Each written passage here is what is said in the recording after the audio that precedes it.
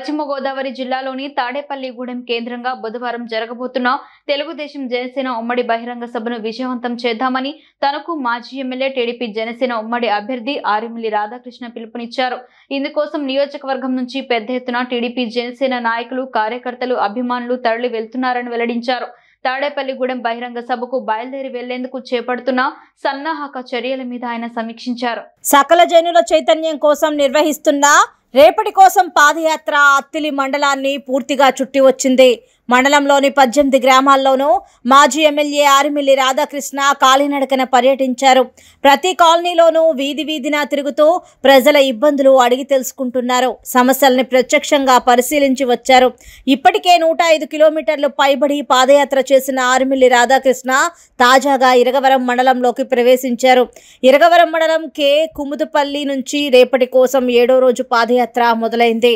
మండలంలోని తెలుగుదేశం జనసేన నాయకులు, కార్యకర్తలు పెద్ద ఎత్తున తరలివచ్చి మాజీ ఎమ్మెల్యే తణుకు ఉమ్మడి అభ్యర్థి ఆర్ఎంఎల్లి రాధాకృష్ణకు స్వాగతం పలికారు.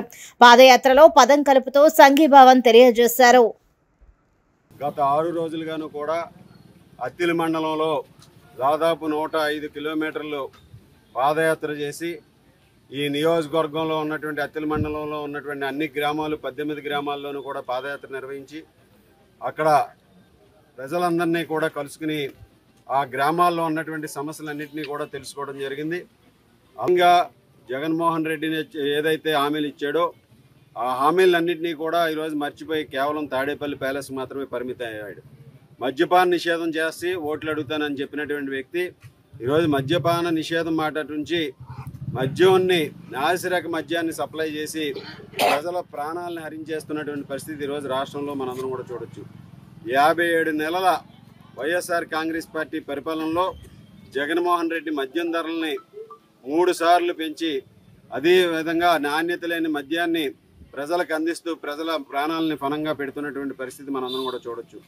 ఈరోజు కేవలం మద్యం ఆదాయంలో 2 లక్షల కోట్ల రూపాయల మద్య ఆదాయం తీసుకొచ్చి అందులో 1 లక్షల కోట్ల రూపాయలు ఈరోజు కమిషన్లతో దోచుకున్నటువంటి పరిస్థితి. మద్యానికి డిజిటల్ పేమెంట్స్ చేయకుండా కేవలం ఈరోజు క్యాష్ రూపంలోనే డబ్బులు తీసుకుంటూ ఈరోజు కమిషన్ల కోసం వీళ్ళు చేస్తున్నటువంటి మద్యం వ్యాపారం ప్రభుత్వాన్ని అడ్డం పెట్టుకొని ఈరోజు అన్ని రకాలుగాను కూడా నిలువు దోపిడీ చేస్తున్నటువంటి పరిస్థితి.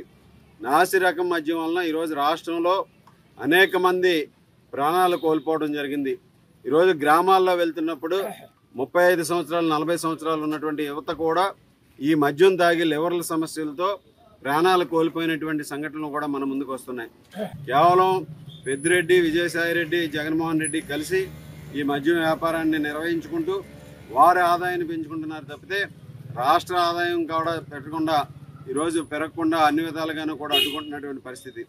అలాగే మద్యం ఆదాయాన్ని 25 సంవత్సరాలకి తాకట్టు పెట్టి 40,000 కోట్ల రూపాయలు అప్పు తీసుకున్నాడంటే జగన్మోహన్ రెడ్డి ప్రజల పట్ల ఏ విధమైన బాధ్యత ఉందో మనందరం కూడా ఆలోచన చేయాలని సందర్భంగా తెలియజేస్తున్నా.